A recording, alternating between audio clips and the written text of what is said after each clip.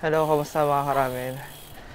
First vlog ulit after ilang days, ilang months na hindi nagbike.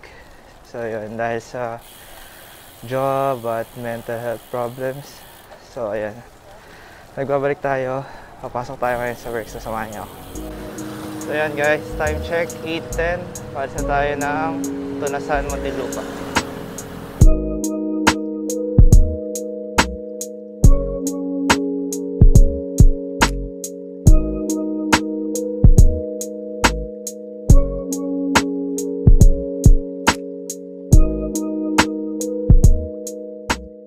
Sobrang thankful dahil yung office namin merong bike parking.